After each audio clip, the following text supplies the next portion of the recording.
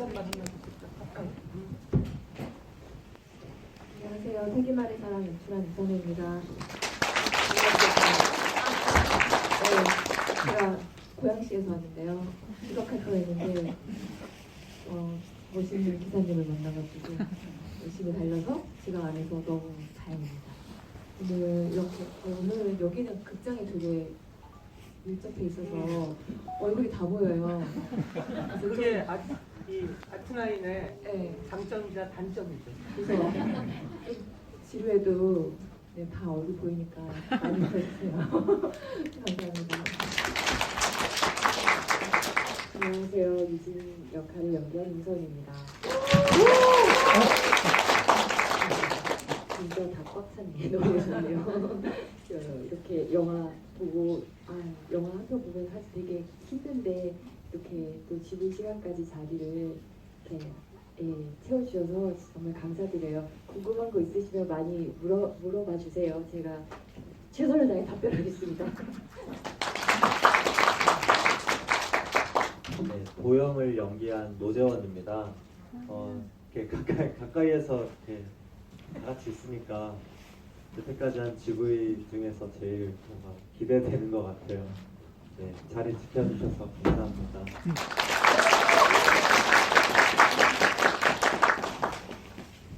예, 오늘 객석의 질문은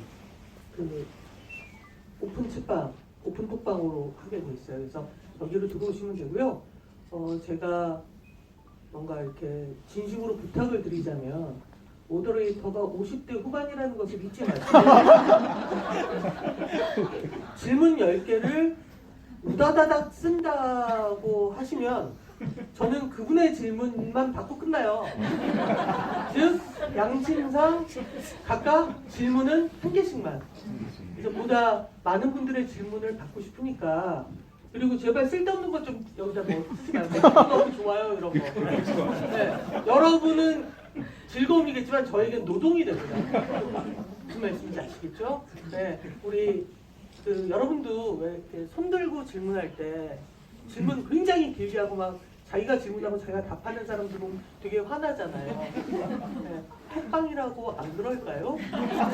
그러니까 괜찮으시다면 하고 싶었던 말, 누구 너무 좋았다 이런 거는 우리 오늘 GV가 다 끝난 뒤에, 왜냐하면 이 감독님이나 배우들은 빨리 나가지 뭐 끝나는 사람 마저 나가지 않거든요. 그러니까 아마 집으로 돌아가시는 길에 톡방에 이런저런 반응들을 보실 거예요. 그러니까 그거 좀 뒤로 밀어 주시고요. 너무 힘들거든요, 톡방이. 그래서 모더레이터가 둘이 있을 때, 그러니까 이를테면 제가 사랑하는 이화정 기자나 김도훈 기자가 있으면 그들이 이걸, 그러니까 그때 좀 편한데 오늘 같은 경우 제가 읽어야 되기 때문에 여러분들은 지금 보지도 마요. 계속 앞에 있는 관객들과 눈으로 소통을 해주시고요. 먼저 감독님, 듣기로는 이게 원래는 이 영화의 시나리오로 데뷔를 하려고 준비를 했었다라고 알고 있어요. 그리고 우리가 조금 알고 있는 사이다 보니 감독님이 데뷔작을 찍고 난 뒤에 어떤 고민과 이런 것들을 했던 걸 제가 좀 봤기 때문에 그 과정에서 예전에 썼던 걸 집어든다는 건 사실은 엄청난 용기가 필요할 텐데 그 용기를 냈던 이유를 좀 먼저 말씀해 주시면 좋을 것 같아요. 먼저 아까 제가 좀 정신이 없어갖고 인사를 못했는데 변희 감독님이 69세 때도 원래 집이도 하시기로 되어 있었는데 코로나 때문에 또 행사도 취소되고 그랬었거든요. 그래서 다른 영화제를 통해서 또 해주셨었는데 오늘 또 두 번째 영화를 같이 하게 돼서 너무 감사하고요, 감독님. 네, 가장 또 어떻게 보셨는지 궁금한 감독님이라 이따가 좀 여쭤봐야지. 혼잣말은 마이크. 감사합니다. 질문. 첫 작품을 만들고 나서 그래도 작은 영화였지만 시나리오들이 좀 들어오긴 했었어요. 근데 그래서 사실 후반 작업부터 계속 너 지금부터 들어오는 거 꼼꼼히 봐가지고 빨리 만들어야 된다, 두 번째 거를. 안 그러면은 또 뭐 몇 년 흘러가면 한 작품 만들고 사라지는 사람이 된다. 막 그래서 제 마음이 조급해졌죠. 저는 가만히 있었는데. 그래서 진짜 시나리오 들어올 때마다 제발 재밌어라, 제발 재밌어라 약간 이런 느낌으로 봤는데 진짜 마음이 안 끌리는 거예요. 뭐 돈을 많이 준다고 했으면 혹시 갔을지도 모르는데 근데 아무튼 그래서 계속 좀 사람들이 보통 너무 많이 따지지 말라고 했었는데 난 따지는 게 아니라 그냥 마음에 안 드는 건데 이 정도였는데 이게 따지는 건가 싶어가지고 결국은 한 상반기 동안 계속 물밀듯이 들어오던 시나리오가 이제 안 들어오더라고요. 그래서 그래 그럼 이제 아무도 안 찾으니까 내 거를 열어볼까 하고선 열어봤는데 일단은 이게 가장 먼저 생각이 났죠. 세기말의 사랑이. 그때는 제목도 다 바뀌었었는데 달랐었는데 그때는 제목이 뭐였어요? 왜냐면 그때는 1999년이 아니라 2012년. 12년이 배경이니까 네. 그때 제목은 뭐였어요? 그때는 예쁜 아니고요. 이쁜 여자였어요. 이쁜 여자. 네. 네, 그래서 그걸 봤는데 사실 그 시나리오 졸업 작품의 완성도가 되게 떨어졌었어요. 그래서 저한테는 항상 숙제처럼 남아있던 거라 이걸 고칠 생각을 하니까 또 까마득한 거죠. 왜냐면 그거 고치다가 안 풀려서 69세를 쓴 거거든요. 그러니까 또 뭔가 또 저걸 어떻게 해야 되지? 방법도 없고 아무튼 그러다가 세기말로 가볼까? 가 어떻게 보면 좀 이 이야기를 풀어가는 데 큰 도움이 됐던 것 같아요. 영미라는 인물이 어떤 별명을 하나 가졌으면 좋겠는데 그 인물의 별명을 떠올리다가 그 못생긴 사람들에게 좀 붙는 그런 별명들이 몇 개 있는데 그 중에 세기말도 있었거든요.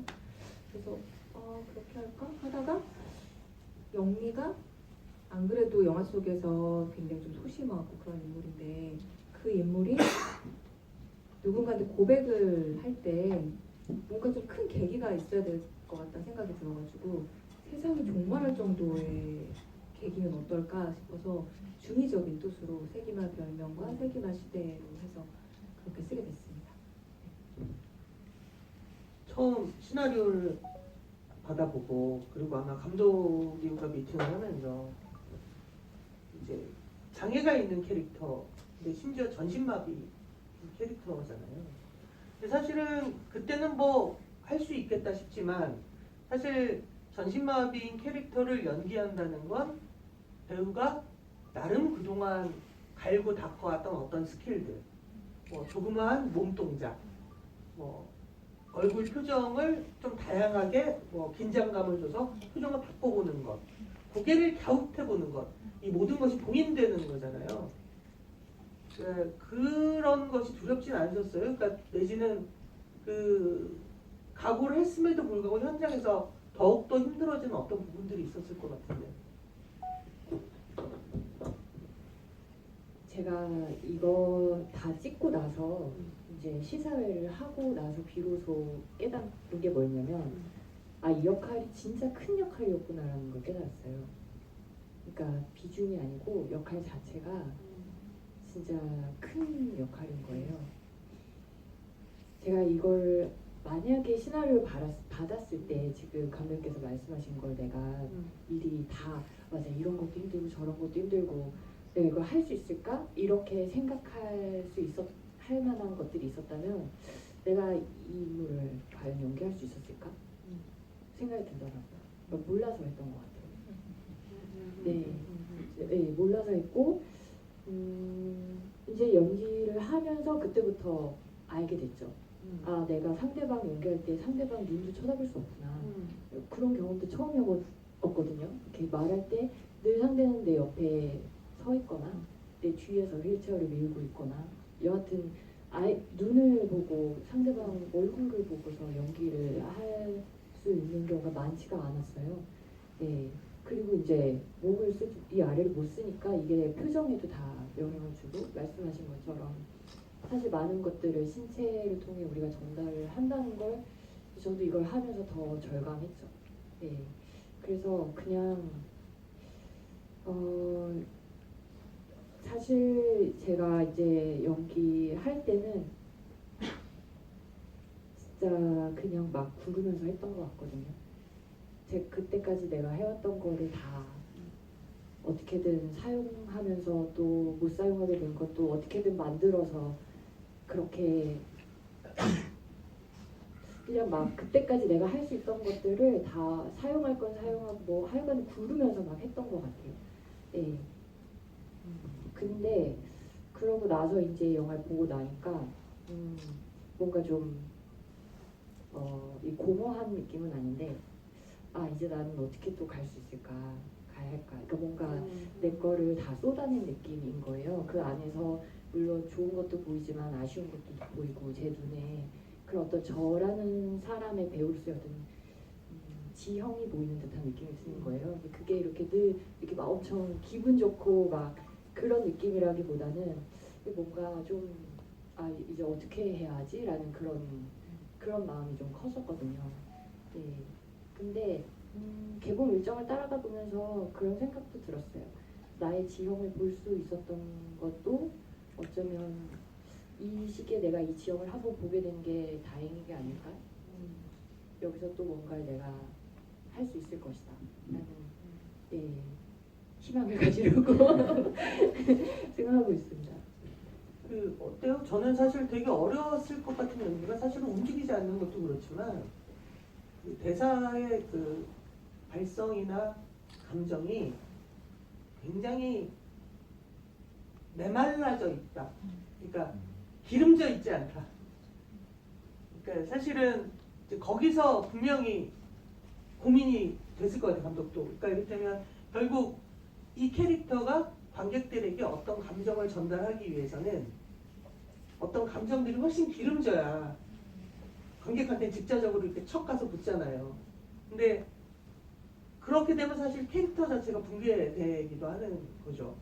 왜냐하면 실제로 전신 의 장애를 갖고 있다는 것, 발성이나 이런 걸 배에 힘을 줄 수가 없으니까, 그러니까 이를테면 기름지게 이렇게 막 그 고절을 오고 가거나 뭐 이런 것들이 어려웠을 거고, 그 배우는 아 이건 그냥 휠체어에 앉아 있는 연기야로 생각을 했을 수도 있겠지만 갈수록 허들이 높아질 거예요.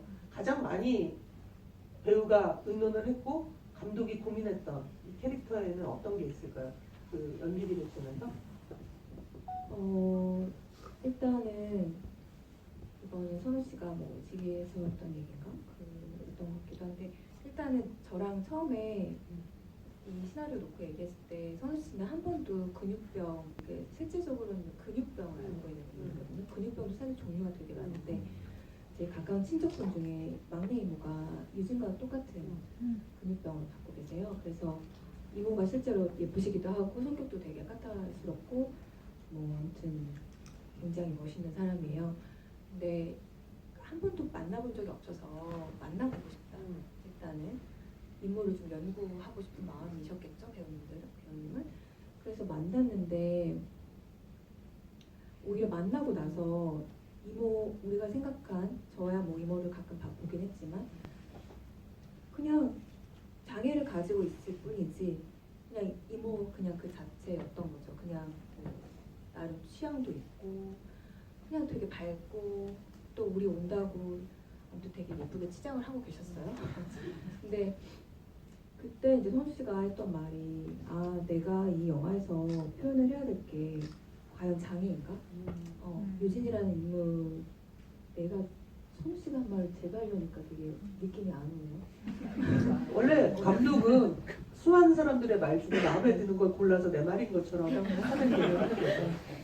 요즘엔 지비가 다 동영상에 올라가서 제 말이 아니라 선우 씨 말이에요.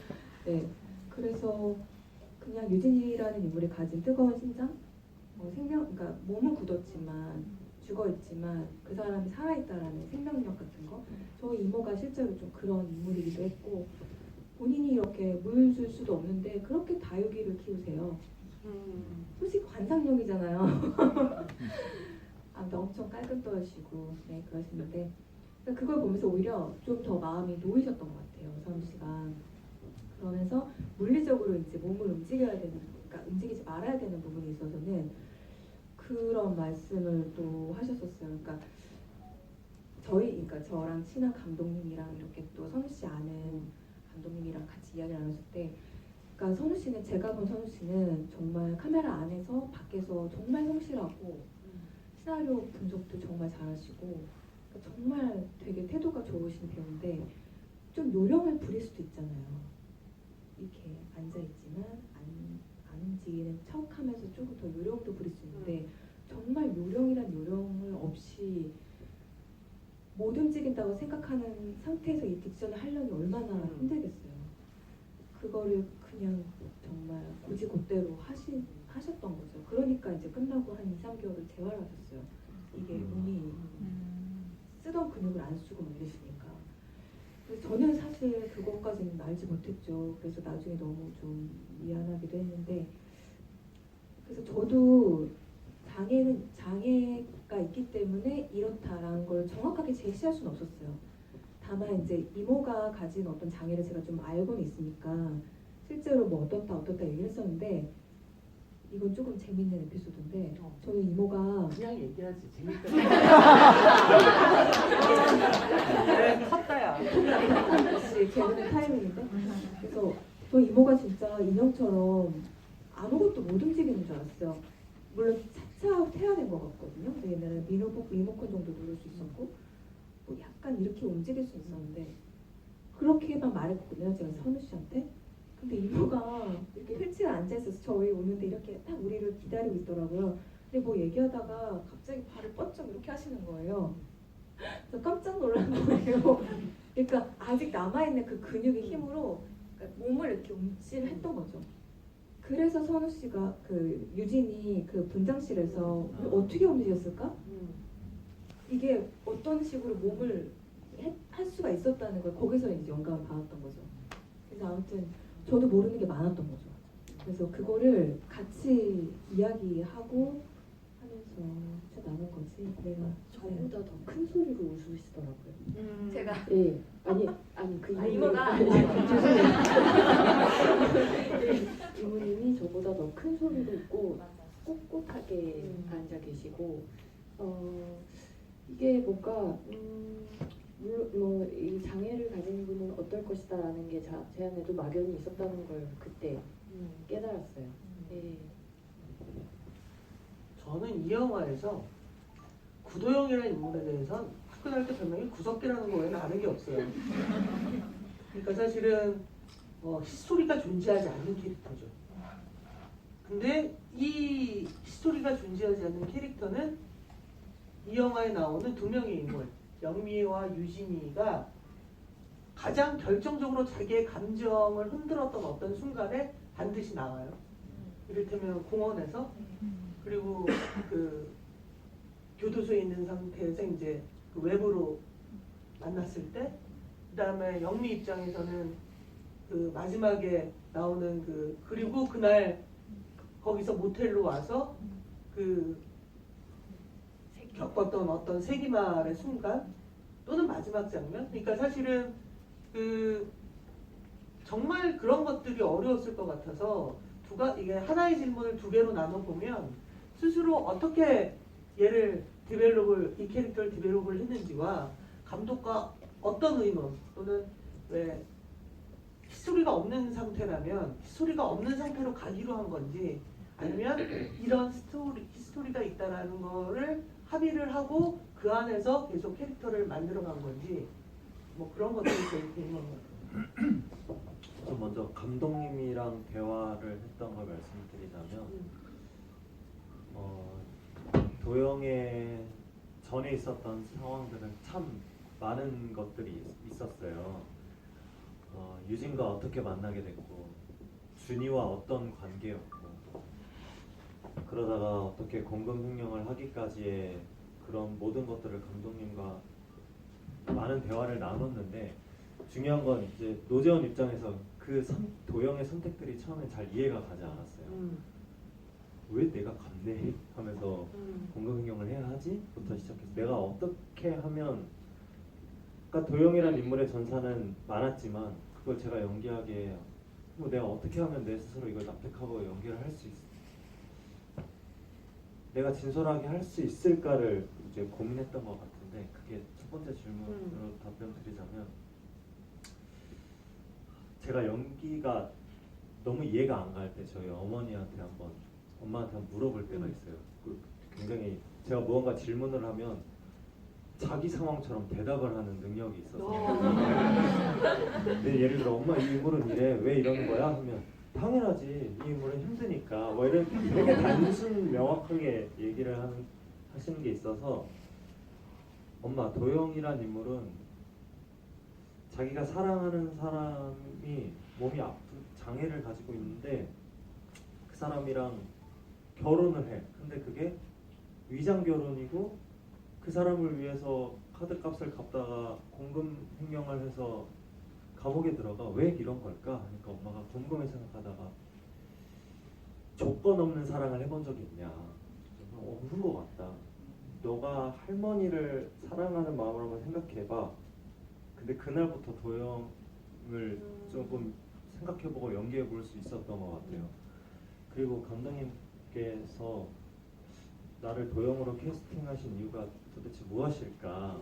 나를 도영은 그릇이 이만한데 나는 요만한 거밖에 안 되는데 왜일까를 생각을 하고 있었는데 감독님께서 충분히 그런 모습을 봤고 그럴 수 있는 사람이라고 생각한다라는 말에서 나도 조금이나마 이런 아름다운 사람이구나를 믿는 순간부터 할 수 있었던 것 같아요. 진짜 우리 캐스팅한 거예요? 왜냐면 굉장히 쉬운 캐스팅이 하나 있었다고 생각해요. 도영 캐스팅은 둥글둥글해서 누가 봐도 선해 보이는. 근데 그렇지 않거든요. 그러니까 네. 선하지 않다가 아니라 성깔이 있어 보이려고. 그래서 처음 영화가 시작하고 한 20분 정도는 일단 하트 그릴 때 아이고 저러다 저 남자한테 사기 당하겠구나. 네. 그 캐스팅을 한 어떤 각각 두 분을 캐스팅한 네. 예. 막 여기저기서 엄청 많이 말을 하긴 했지만 일단 노재원 배우님은 단편 심사를 하면서 단편 영화 처음에 한비라는 단편 영화를 봤는데 거기서 주인공도 아니에요. 근데 처음 보는 얼굴인데 되게 목소리랑 느낌이 좋은 거예요. 그래서 이제 크레딧 올라갈 때 이름을 적어놨죠. 노재원 이렇게. 근데 이제 검색을 해봤죠. 근데 뭐가 안 떠요 하나도. 그러다가 또 단편 심사를 했는데 드라이빙 스쿨 맞나? 드라이빙 스쿨 봤는데 거기에 전혀 다른 역할이에요. 진짜 너무 얄미운 깐족거리는 군대 뭐 병장이었나? 아직은 이름도 아무튼 그런 역할이었는데 와 되게 또 다른 거예요. 근데 사실 근데 그거 보기 전에 노지원을 검색을 했는데 유튜브에 뭐 어떤 배우 프로필 올리는 어떤 사이트였던 것 같아요. 근데 거기에 그 재원 씨가 버닝의 전종서 씨가 한 역할을 그 뭐 칼라리 사막이 어떻고 막 하는 있었잖아요. 그 술집에서 그거를 두 가지 버전으로 올려놓은 게 있었어요. 그러니까 감독님이 보신 것처럼 사기당할 것 같은 느낌의 얼굴이랑 그래서 되게 순박한 얼굴 두 가지 버전을 했는데 정말 전종서가 잊혀졌어요. 그게 버닝이라고 생각도 못할 정도로 그 화이트 버전에 여기 제가 재원 씨의 얼굴에서 제일 좋아하는 부분이 뭐냐면 이 치아거든요. 치아가 근데 잘생김이라기보다는 바보고 약간 그러니까 만약에 소속사에서 어디 성형을 한번 할래 그러면은 왠지 치아를 좀 늘 것 같은 느낌. 근데 저는 재원 씨의 치아가 되게 순박하게 느껴졌어요. 그러니까 웃을 때. 근데 그 화이트 버전에서 막 말하면서 웃으면서 대사를 하는데 도영이네? 그냥 바로 단박에. 그래서 이제 뭐 엄청 덕질이 시작했죠. 인스타 팔로우도 하고 연락처도 어떻게 알아내가지고 이제 통화하게 되고. 굉장히 이상한 방식으로 그게 아니라 사실은요 그냥 저 혼자 팔로우한 거잖아요. 네. 두 사람이 제일 알 수 없잖아요. 근데 나 이제 김단비 감독님, 김주영 친한 감독님이라고 나 다음 영화 이 배우를 캐스팅할 건데 용기 좀 봐줘. 그래서 그때 유튜브 링크를 막 보내줬어요. 잘한다 막 이렇게 됐어요. 근데 담비 감독님이 재원이네? 그러는 거예요. 아시는 거예요. 그래서 그냥 단편 영화에 잠깐 출연했었대요. 그래서 바로 전화를 하는 거예요. 재원아 이러는 거예요. 그것도 웃겼어. 나는 담비 감독님이 더 동생처럼 느껴졌는데 재원아. 여기서 담비 감독은 남매 여름밤. 그래서 통화를 했는데 근데 그때는 공수표 날릴 수도 있잖아요. 이 영화가 그치. 안 들어갈 수도 있는데. 그럴 때 일단 인감이라도 어떻게 하나. 그래서 제가 준비하는 촬영가 있는데 나중에 다 완고가 돼서 한번 꼭 보여드리고 싶다, 같이 하고 싶다 했더니 감사하다고 해서 그 다음에 이제 재원 씨도 저를 마파를 하시고 그래서 이제 여기 소속사 대표님이 또 저랑 또 약간의 친분이 있어요. 그래서 이제 PD님은 그쪽으로 연결하고 하셨고 저는 이제 재원 씨한테 드디어 나왔다. 책을 한 1년 후였나? 그래서 이제 전달을 정식으로 드렸죠, 소속사 통해서. 선우 배우는? 선우 씨는 순서로 보자면은 유영 씨가 가장 먼저 됐어요. 근데 이제 그거는 좀 일부러 그랬어요. 영미를 캐스팅하고 나서 좀 반대 이미지를 하고 싶다. 그렇죠. 그래서 유영 씨가 되고 나서 물론 이제 제가 그 전에도 선우 씨도 역시나 이제 저 독립영화 단편영 너무 많이 보니까 약간 제 생각에는 독립영화 풀에서 이런 마스크는 좀 없는 거예요. 이게 뭐냐면 사실 제 스타일이거든요. 제가 약간 좀 이렇게 선이 가는. 무슨 모든 캐스팅이 플러팅하는 감독님 좀 그렇지 않나요? 전혀요. 아니에요. 저도 돈도 못 받고 이러는데 제 사진도 좀 채워가면서 영화를 만나보고 싶었죠. 그래서 역시나 이제 책을 이제 준비해서 드렸고 유영 씨가 캐스팅 됐지만 유영 씨가 아니더라도 사실 선우 씨를 너무 하고 싶었는데 다행히 유영 씨가 또 너무 다른 느낌인 거예요. 그래서 그렇죠. 딱 맞아 떨어졌다 해서 바로 이제 책을 드렸었고 또 흔쾌히 같이 하자고 하셔가지고 근데 그 초이 감독님이 친하서 우라카이 하루키라는 단편을 같이 하셨잖아요. 근데 선우 씨가 캐스팅 됐다니까 우리 선우 어떡하나 그 포시원 저기 이렇게 그 좋은데 흉내내면서 얘기하는 뭔가 왜냐면 이 사람은 일어서야 폼이 나는데 이 영화는 계속 앉아있고 누워있잖아요. 근데 선우 씨가 정말 예쁘잖아요. 그 선이 그래서 아무튼 안타까워하셨던 이 영화에서 일단 모든 배우가 되게 좋았다고 생각을 하지만 특히 이유영 배우는 워낙 연기를 잘하는 걸 우리는 알고 있지만 특히 마지막에 에필로그 같은 장면에서의 그녀의 그 연기는 전 거의 에필로그면 좀 가볍게 끝나야 되는 거잖아. 근데 마지막에 거의 압도당하고 확 끝나버리는 느낌이 있어요. 그러니까 그냥 어떤 그녀의 표정이 거대하게 나한테 훅 다가와서 죽어라 이러는 거예요. 그래서 거의 압도당할 정도의 어떤 표정들이 되게 좋았고 본격적으로 질문을 받기 전에 하나만 더 한다면 69세랑 촬영 감독이 같아요? 네. 근데 완전히 난 다른 촬영 감독인 줄 알았어요. 그러니까 누군지 알아요. 네. 그 친구를 아는데 왜냐면 제가 그 친구가 촬영하는 독립영화에 배우로 나간 적이 있거든. 그때 깨달았어요. 야, 존경하는 후배 감독을 이런 식으로 내가 망쳐낼 수 있구나. 너무 못했거든. 그때. 네, 내가. 감독님이. 내가 못했다고 연기를. 연기? 네, 저 연기 진짜 못해요. 근데 요번 촬영이 69세랑 뭐랄까, 그러니까 쇼트의 길이라든가 이런 개념이 아니라 사이즈 자체가 확 달라진 느낌이었어요. 그러니까 사이즈를 잡아내는 게 클로즈업이라든가 이런 거나 아니면 색깔이 너무 달라서 근데 내가 아는 여성 촬영 감독인데 진짜 촬영을 잘하거든요. 그 친구 아니에요? 그 친구는 되게 공교롭게 그 이름이 똑같은데 둘이 연인이었어요.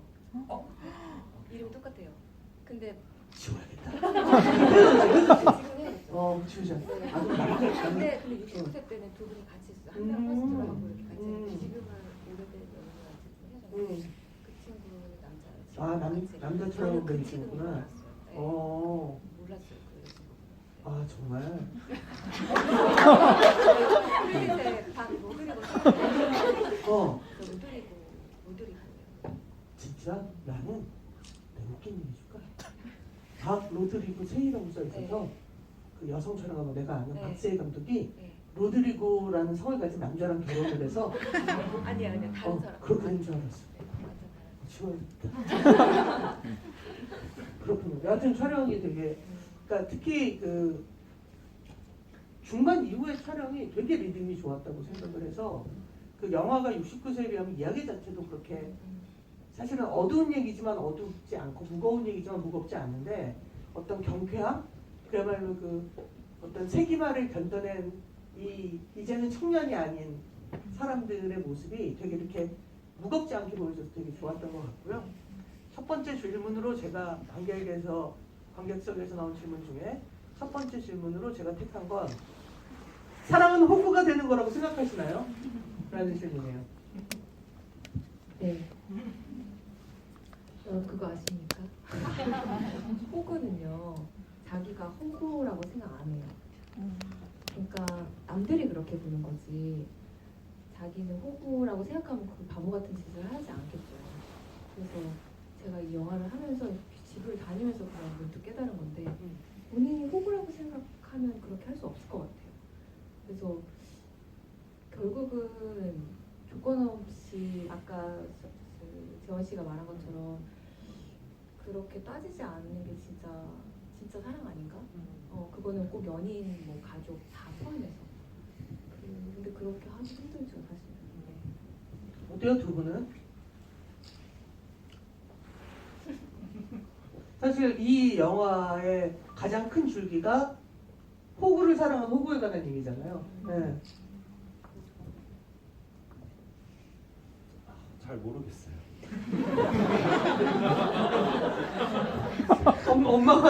엄마가 단순하게 팍 얘기했다며. 진짜 조건 없는 사랑을 해본 적이 있냐고.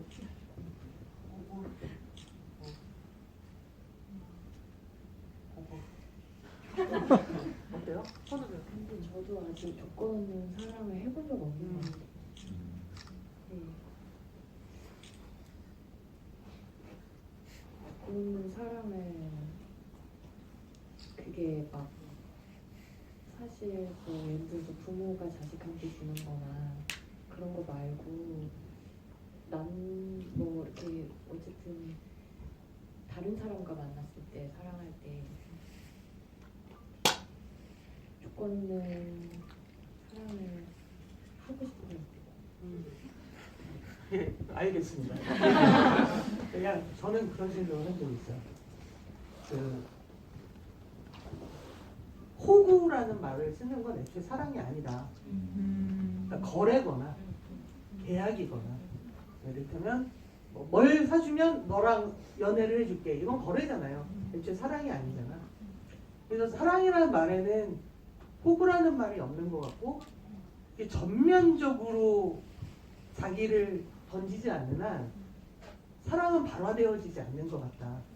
그렇기 때문에 여러분 사랑이라는 감정이 그렇게 무서운 겁니다. 인생을 망칠 수가 있어요. 그러니 메마르게 사세요. 라고 전 생각을 해요. 네. 사랑 영화인데 남녀 간의 스킨십이 거의 없다. 의도적으로 피하신 거냐? 근데 도영이가 감을 가 있어. 그러니까 도영이가 감옥 가기 전에 둘이 살 때는 있었을 것이다. 십자가도 만들어주고 이제 위장 결혼이지만 저는 그 위장 결혼이 왜 위장 결혼을 한 거예요? 저는 그게 참 사랑해서 그랬다고 생각해요. 그러니까 어떤 명분으로 왜냐면 유진도 솔직히 위장 결혼 안 하고 그냥 나 너 좋은데 내가 돈 갚아줄게 하고서 살 수도 있잖아요. 플러팅해서 꼬실 수도 있는데 저 사람의 인생을 내가 망치는 것 같잖아요. 그러니까 저 사람한테 일종의 약간의 나갈 수 있는 출구를 주는 거죠. 근데 이 사람을 곁에 두고 싶잖아. 그러니까 위장 결혼이라는 명분을 만든 거고 도영도 아버지 빚 때문에 빚이 너무 이제 시달려서 사실은 그냥 제대로 살아보고 싶었던 인물일 것 같아요.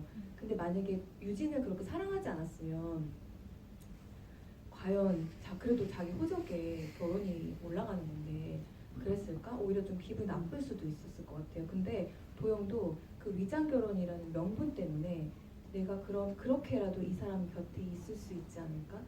그래서 도영도 그거를 승낙을 했죠. 근데 도영은 아마도 그건 영화 속에 드러나지 않지만 위장 결혼인데 진짜 결혼한 것처럼 갖고 와서 들여다보고 막 반찬도 채워놓고 괜히 빨래도 하고 이랬을 것 같아요. 그래서 유진은 그거를 되게 막 거부하면서도 은근히 기다렸을 것 같고 그런 관계였을 것 같아요. 그래서 그게 결국은 호구짓인 건데 서로에게 그거를 그렇게 하면은 너무 좀 뭐라고 그러지? 좀 초라하잖아요. 그러니까 유장 결혼이라는 명분으로 그 명분 아래 진심을 다 안으로 넣고 있었던 인물이었던 것 같아요. 근데 유일하게 그렇지 않은 인물이 영미잖아요. 영미 그냥 직진이잖아요. 그래서 오히려 영미를 통해서 마지막에 그 화상접견이 딱 이루어졌을 때 유진도 자기의 맨 얼굴을 드러낼 수 있었던 것 같고 도영도 끝내 보고 싶었어요라고 말할 수 있었던 것 같아요. 그렇죠. 그러니까 어떻게 위험한 영미가 둘이 서로 사랑함을 확인하는 것을 영미가 도와주는 영화일 수도 있죠. 보통 이 인물이 이렇게 주인공이 성장한다고 하는데 사실은 어떻게 보면 영미는 원래 그랬던 인물이야. 그러니까 세기말 같다 해라고 했을 때 머플러 안에서 주눅 들어 있는 게 아니라 욕을 하잖아요. 대신에 이제 굳이 싸움을 일으키지 않을 뿐이지. 그렇게 당당한 인물인데 세상이 그녀를 이렇게 어떤 프레임 안에 가둔 것이지 자격지심도 없었을 것 같아요. 그러니까 선입견 없이 유진을 바라보니까 장애인을 연민하는 게 아니라 뭐야 너무 이쁘게 생겼잖아. 질투하고 이럴 수 있었던 것 같거든요. 그 도영 연기를 할 때 도영은 유진을 좋아하잖아요. 되게 이렇게 사랑하잖아요. 왜일까를 고민했어요? 아니면 그냥 무작정이라고 하고 연기를 했어요? 왜냐하면 그 화상연애 같은 경우에서는 거의 드러내놓고 표정이 보여주는 느낌이었었거든요. 감정을.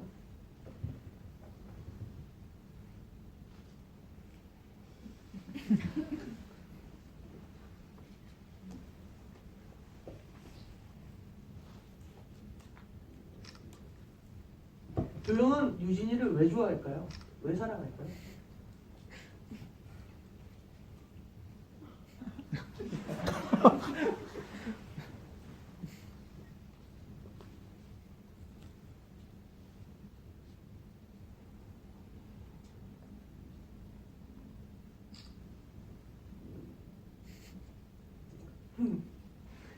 이러면 안 돼. 귀여워서? 귀여워서.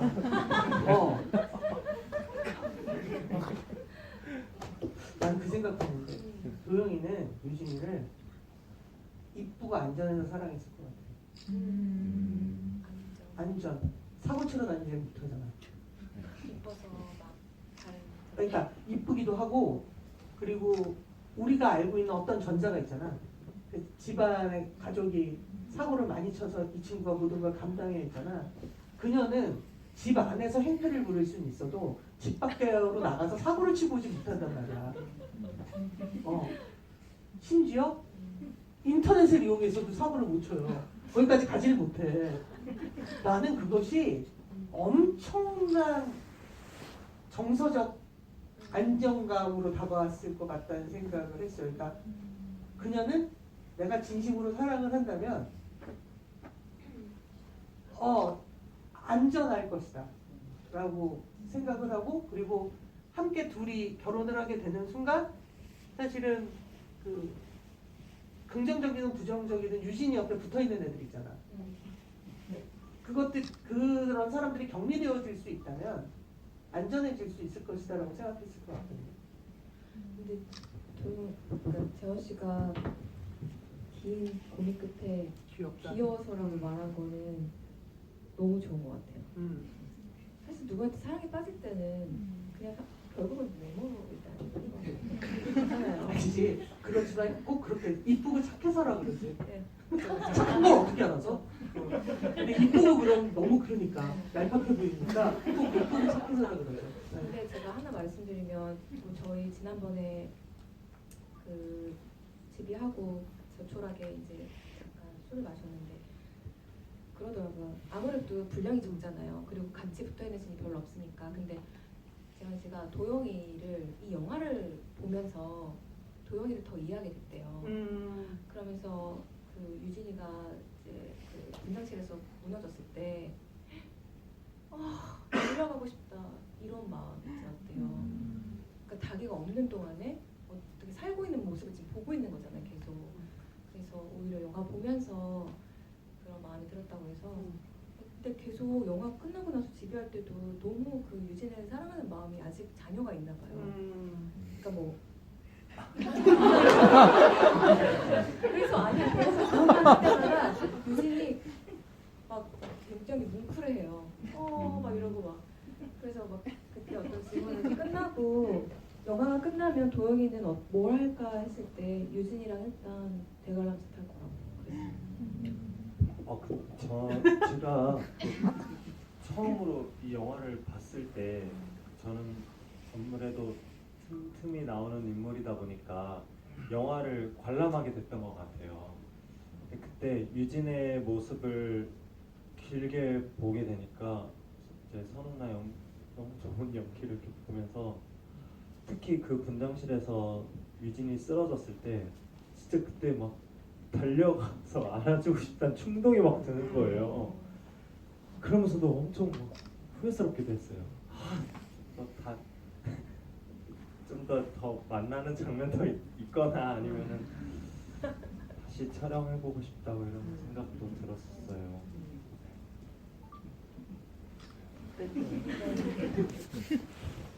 도영이는 유진과 영미를 진심으로 사랑하고 진심으로 미안해했을까요? 그래서 유진을 진심으로 사랑했고 영미에게는 굉장히 미안했겠죠. 맞아요. 그래서 유영 씨 오는 날은 맨날 질투해요. 나는 맨날 이래요. 거기 유진에 대해서 뭐 말하면은.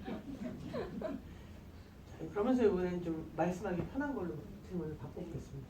영화를 찍으시면서 힘들었던 점이나 그런 속에서 어떤 에피소드를 들려달라. 근데 독립 장편 영화를 찍는다는 건 몇 회차 찍었죠? 33회차. 30회차 너무너무 힘들었고요. 3회차는 기억도 안 날 정도로 정신이 없었을 거예요. 근데 그 와중에 사무치는 어떤 그러니까 이 보통 2시간 정도의 영화가 액션씬이 그렇게 많지 않은 상태에서 요 정도의 이야기 구조 아마 여기서 갑자기 뭐 검선이 나거나 이러지 않고 그냥 요 정도의 구조에서 보통 상업영화가 촬영 회차가 60회차에서 65회차 또는 70회차까지 가요. 그러면 이제 우리들의 사랑 주 52시간을 철저하게 지키는 영화 현장이기 때문에 보통 70회차까지 가요. 근데 오늘 33회차에 갔다는 건 사실은 힘들다라고 느낄 시간에 하나라도 더 찍죠. 일 정도로 좀 정신이 없는 거긴 합니다. 그러니까 진짜 힘들었겠죠. 근데 현장에서는 좀 힘든 거를 좀 모르는 것 같아요. 심지어 배도 안 고파요. 그래서 또 먹으면은 소화가 안 돼서 잘 안 먹는 편인데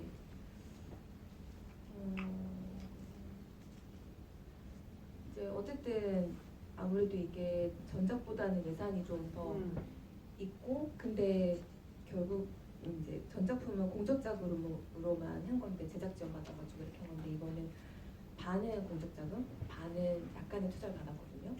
그러니까 좀 압박은 있었던 것 같아요. 이제 물론 지금이 더 그렇죠. 이제 개봉했으니까 이제 BP를 맞춰야 되는 그런 것도 있으니까. 그리고 이 조금 다른 얘기일 수도 있는데, 그러니까 첫 영화는 어떻게 해서 그냥 못 모르고 막 하잖아요. 이제 인생에 어떤 사람에게 두 번의 기회를 준다고 생각하거든요. 처음에 다 누구나 실수하고 그럴 수 있으니까 그래 그럼 한 번만 더 해봐 이렇게 되잖아요. 이제 한 번만 더 하게 된 거잖아요.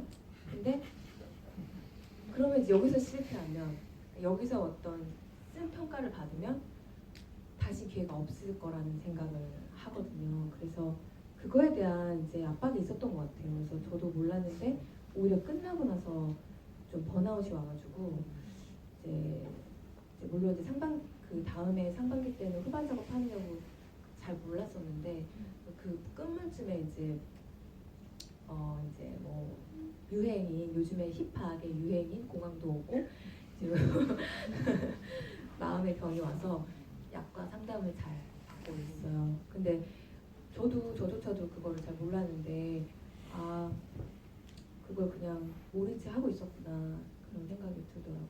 근데 현장에서는 사실 딱히 지금 떠오르는 건 없어요. 이거는 그런 질문이 있었는데 가장 힘들었던 촬영? 아 이거는 뭐 사실은 독립장편영할 때는 NG가 많을 수도 없잖아요.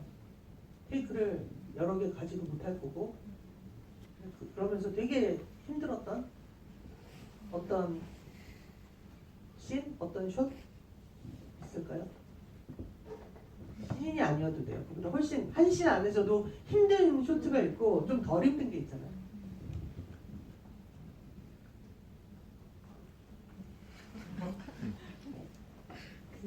저는 유진이가 미리 찾으러 홍대에 가잖아요. 홍대 그 장면을 이렇게 나눠서 찍었거든요. 미리를 만나서 막 뭐라고 하는 거를 첫날 찍었어요. 제 첫날. 아, 선우 씨. 네. 실제로 네. 회차는 3회차인데 네. 선우 씨가 첫. 근데 제가 그거 좀 뒤로 미뤄주면 안 되냐고 했는데 그때 어쩔 수 없었어요. 그 로케이션과 모든 상황을 그거를 그때 찍어야 됐어요. 근데 그거는 사실상 그렇죠. 그렇기도 하고 사실 여러 관계가 얽혀 있고 그런 장면이어서 그거를 이제 첫날 딱 가서 찍으려니까 사실 조금 이게 맞나? 네, 이런 생각이 들었고 그거 말고 이제 막 찾아다니는 홍대 길에서 찍은 것들은 그 이후에 찍었는데 이상하게 길에서 찍는 게 저는 힘들더라고요.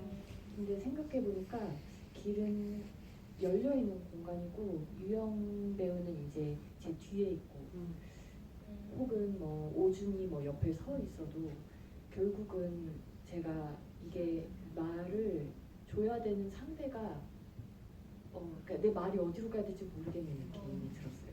늘 그때 말을 하면서 그래서 이런 참 처음으로 경험해보는 그런 거였어요. 그래서 그때가 제일 막 이게 육체적으로 힘든 건 아니었지만 그렇죠. 네, 가장 막막했던. 독립장편 영화에서 촬영 스케줄은 누가 결정해 주냐면 장비가 결정해 줘요. 크레인을 부르는 날 크레인을 올린 상태에서 찍어야 되는 모든 씬을 찍어야 되거든요. 네. 왜냐면 걔가 제일 비싸니까요. 네. 제가 화차 찍을 때도 배우한테 그런 얘기를 했어요. 저게 제일 비싸. 여기는 모두 중에. 그래서 저 아이를 빨리 집에 보내자. 저는 그 영미랑 호텔 들어가는 그 호텔 장면이 제일 어색했어요. 소화도 잘 안 되고 그때가 첫 촬영이었나 잘은 기억이 안 나는데 나눠서 찍었었나요? 잘 기억이 안 나요. 근데 첫 촬영은 아니었어요. 그때 그 호텔에 이제 둘이 있다는 생각만 해도 왜? 죄 짓는 것 같고. 네. 뭐 메소드네. 막 손을 어떻게 해야 될지 모르겠었어요. 근데 그게 너무 드러나서 막 못 보겠으면서도 그랬던 것 같아요. 진짜 메소드다. 잘 살린 거지. 그러네요. 도영이가 계속 손을 이렇게 하잖아요. 그렇죠. 그게 되게 잘. 네. 그러니까 되게 어떻게 해야 되게 자기 방어를 열심히 하고 있는. 이건 난 이 노래 자체를 몰라서 저도 궁금한데 휴게소에서 출출한 여자 주제가가 살짝 흘렀는데 알아요? 출출한 여자. 이게 뭐지? 무슨 관계가 있으신지 궁금하대. 출출한 여자의 OST 뭐가 흘렀다고요? 음악이? 주제가가 아, 살짝. 원래 그 오준이 그거 뭐 이렇게 명품 가방 볼 때 말씀하시나요? 그거 원래 이정현의 바꿔를 했는데 나중에 후반에 바꿨어요. 그 바꿔를 했는데 바꿨대. 그리고 돈이 조율이 안 돼가지고. 그러니까 나 깜짝 놀랐어. 그거 안 될 것 같은데. 음악 감독님이 아마 그거 하셨을 거예요. 아. 아마 그렇게 우락하게 했나? 그게 아니라 음악 감독이 저작권을 그냥 갖고 있기 갖고 때문에 있으니까 그냥 그걸 쓰겠지. 했나 보다. 아 그래. 네. 왜냐면 그 노래의 저작권은 음악 감독한테 있거든요. 심지어 작곡을 한 거면. 그렇죠. 그렇죠. 네. 그러니까 아, 네. 그런 식으로. 저는 그걸 안 봐가지고 되게. 그러니까 이래서 관객들이 무섭다니까. 너무 민감해. 그 에필로그는 모니터 접견 이후에 바로 화면이 넘어가서 영미와 도영이 만나는 걸 유진이 상상하는 것처럼 보셨대요. 이것들 아주 앙큼하게 놀고 있네 하며 유진이 상상하는 것처럼 느끼셨다고. 그러니까 그리고 앞엔 그런 질문도 있어요. 영미는 왜 떠난 걸까요? 또는 영미는 떠난 이후에도 유진과 연락을 하고 지냈을까요? 이제 새천년도 왔고 우리에게는 스마트폰이라는 게 생기지 않습니까? 곧? 예. 한 10년 뒤면? 일단은 그런 상상으로 쓰진 않았고요. 정말로 둘을 화상접견을 해줌으로써 영미가 이렇게 문을 닫고 나갈 때 그 표정을 발견하셨나요? 순간 어쨌든 얼굴을 보니까 너무 반가운 거야. 또 자기 본분을 잃어버린 거야. 그래서 너무 좋은데 아니지 하고서 이제 아름답게 만나게 해주고 저는 다시는 연락하지도 않았을 것 같고 만나진 않았을 거예요. 근데 제가 원래 이거 시나리오 한 6고 정도였나 5고 정도에 진짜 에필로그를 하나 만들었어요. 그러니까 현재 2023년이면은 이제 24년이면은 아마 한 50대가 50대. 되었나? 네. 그래서 영미가 이렇게 뭐 쇼커트를 하고 이렇게 화상을 이렇게 드러낸 민소매를 입고 쇼윈도에 옷을 보고 있는 거예요. 근데 그 안에 휠체어를 끄는 젊은 남자애가 뭐 이렇게 누구 옷을 해주고 있는데 그게 유진인 거죠. 그러니까 영미가 먼저 알아봤어. 근데 영미가 근데 그거 보고서 그냥 또 무슨 호구 하나 후리고 있나 보다. 근데 아마도 뭐 미리가 낳은 애일 수도 있죠. 손자일 수도 있죠. 근데 아무튼 그런 느낌이었다가 그냥 뭐 굳이 아는 척하지 않고 이렇게 선글라스 딱 끼고 마치 그 있잖아요. 클로저 영화 있죠. 마지막에 니콜 키드만이 막 이렇게 걸어가는 장면처럼 영미가 막 걸어가는데 그때 뒤늦게 유진이 거기서 이제 나오면서 문득 얘도 알아본 거죠. 제가 걔인 것 같다. 근데 굳이 아는 척하지 않고 각자의 반대 방향으로 이렇게 가는 모습을 했었는데 뭔가 너무 좀 헐리우드 영화 같고 그래서 뺐어요. 또 예산도 문제고 분장도 애매하고 그죠? 그죠? 네. 그 나머지 그러니까 이제 마지막 질문을 이런 걸로 되죠. 두 분은 이제 이 영화의 에필로그 시점에 어떤 상태였을 거라고 생각을 했어요. 그러니까 이를테면 그 도영이는 지금 어떤 상태인가? 어디선가 지금 돈을 열심히 벌어서 일수 갚듯이 지금 갚고 있는데 또는 둘은 어떤 우리는 아마 지금 이러고 있을 것이다. 나는 이러고 있을 것이다. 라는 상상들이 있었을 것 같은데. 도영이는 이러고 있을 것이다. 그때는 유진과 관계를 점점 더 가깝게 하려고 좀 그런 시간을 좀 보냈다고 생각을 했었어요. 더 유진을 더 바라보고 이혼해야지 막 이런 말들은 했었지만 최대한 그 반대의 상황이 되지 않았을까라는 상상을 하면서 연기를 했었어요.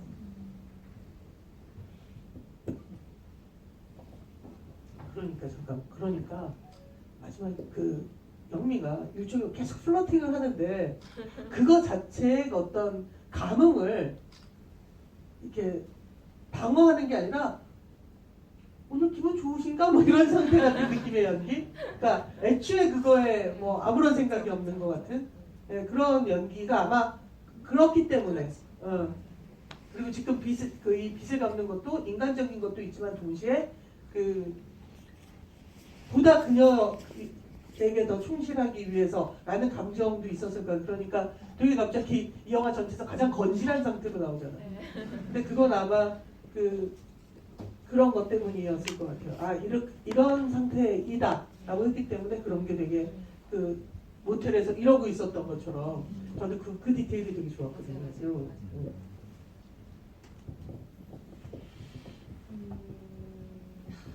근데 잘 모르겠어요. 근데 저는 유진이한테 도영이도 사실 도영이 사랑하는 사람인데요. 저는 유진이가 영민을 너무 그리워했을 것 같다는 생각도 들어요. 저는 이거는 예전에 GV 하면서 어떤 질문을 하면서 잘 생각해본 건데 저는 사실 도영이와의 관계도 유진이한테 어떤 순 남녀간의 어떤 그런 사랑만으로만 보이지 않았거든요. 그것보다 더 뭔가가 있는 느낌이었고 유진이한테 영희는 되게 자기 살 같은 느낌이 들었을 거예요. 그래서 저는 사실 유진이 영희를 더 보고 싶어 했을 것 같아요. 그러니까 제가 이 영화 그 이제 저희한테 30초의 시간이 네. 남았어요. 선생님 마지막으로 관객분들께 하고 싶은 말씀을 해주시죠. 네. 일단 제가 개인적으로 이 영화에서 제일 좋아하는 대사가 네가 처음으로 안심이 되더라 그거거든요. 그래서 아마 이제 유진이 지금 말씀하신 게 그만큼 도영이 곁에 나보다는 영미가 있는 게 훨씬 더 좋을 거라고 생각해서 이제 말했을 것 같고 그러니까 그만큼 영미를 엄청 애정하고 좋은 사람이라고 느꼈었던 것 같아요. 그래서 여러분도 이 영화를 보시고 안심이 되는 사람, 안심이 되는 사람 누구지 내 곁에는 그런 생각을 한번 해보셨으면 좋을 것 같고 오늘 이렇게 꽉 채워주셔서 너무 감사하고요. 네, 입소문도 많이 내주셔서 극장에서 오래 좀 걸릴도록 도와주세요. 감사합니다. 다시 한번 오늘 좋은 시간 나누고 관객분들 두 분의 배우님께 큰 박수 쳐주시면